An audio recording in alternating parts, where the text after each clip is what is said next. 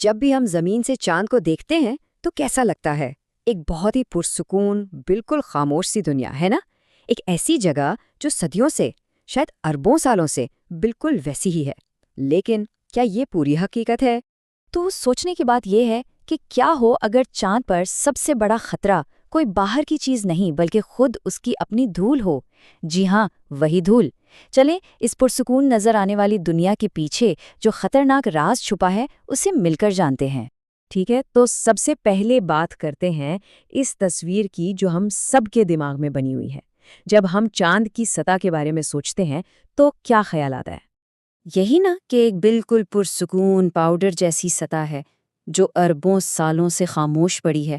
ایسا لگتا ہے جیسے یہ نرم ریت کا ایک بہت بڑا میدان ہے جس پر چلنا کتنا آسان ہوگا، ہے نا؟ ایک ایسی جگہ جہاں سب کچھ بالکل بے ضرر ہے۔ لیکن اصل کہانی اس خیال سے بہت بہت مختلف ہے۔ چاند کی اس دھول کو سائنسدان ایک خاص نام سے پکارتے ہیں، ریگولیت، اور یقین کریں یہ وہ چیز بالکل نہیں ہے جو ہم اسے سمجھتے ہیں۔ دیکھیں، یہ دھول کسی پرامن طریقے سے نہیں بنی ہے۔ اس کے بننے کی وجہ ہے اربوں سالوں کی مستقل بمباری، چھوٹے بڑے شہابیوں کی بمباری جس نے چاند کی چٹانوں کو توڑ توڑ کر بالکل پاؤڈر بنا دیا ہے۔ اور یہیں پر ایک بہت بڑا، بہت اہم فرق آ جاتا ہے۔ ہماری زمین پر کیا ہوتا ہے؟ ہوا اور پانی، یہ دونوں مل کر ریت کے ذرات کو مسلسل رگڑتے رہتے ہیں جس سے وہ گول اور ہموار ہو جاتے ہیں۔ لیکن چاند پر وہاں نہ تو کوئی فضا ہے، نہ ہوا اور نہ ہی پانی، تو ان ذرات کو ہموار کرنے والا کوئی ہے ہی نہیں۔ تو اب فرق بالکل صاف نظر آتا ہے نا؟ ایک طرف ہے کمری ریگولیت جو بالکل ٹوٹے ہوئے شیشے کی طرح تیز اور نوکیلا ہے، اور دوسری طرف ہماری زمین کی ریت جسے ہوا اور پانی نے گھسا گھسا کر گول اور نرم بنا دیا ہے۔ بس یہی وہ بنیادی فرق ہے جو چاند کی دھول کو اتنا خطرناک بنا دیتا ہے۔ جی ہاں، بالکل۔ چاند کی سطح کسی نرم پاؤڈر سے نہیں ڈھکی ہوئی، بلکہ یہ اربوں خربوں خوردبینی یعنی مائکروسکوپک شیشے کے تیز دھار ٹکڑوں سے بھری پڑی ہے۔ اور اس حقیقت کو سمجھنا اس کے خطرات کو جاننے کے لیے پہلا اور سب سے اہم قدم ہے۔ اچھا، تو سوال یہ ہے کہ ہمیں اس مائکروسکوپک خطرے کے بارے میں پتہ کیسے چلا؟ اس کا جواب ہمیں ملا اپولو مشنز کے خلابازوں سے، ان کے اپنے ذاتی تجربات سے۔ اس دھول کی دو خاصیتیں ہیں جو اسے بہت بڑا مسئلہ بنا دیتی ہیں۔ پہلی تو یہ کہ یہ انتہائی خرچنے والی ہے، بالکل ریگ مال کی طرح، اور دوسری یہ کہ اس پر الیکٹروسٹیٹک چارج ہوتا ہے، جس کا مطلب ہے کہ یہ کسی بھی چیز سے مغناطیس کی طرح چپک جاتی ہے۔ اسے ہٹانا تقریباً ناممکن ہو جاتا ہے۔ تو جب پہلے انسان چاند پر اترے یعنی اپولو کے خلاباز، تو انہیں پہلی بار اس دھول کی اصل حقیقت کا سامنا کرنا پڑا، اور یہ ان کے لیے ایک بہت بہت بڑا چیلنج بن گیا۔ یہ دھول تو ایک ڈراؤنا خوف ثابت ہوئی۔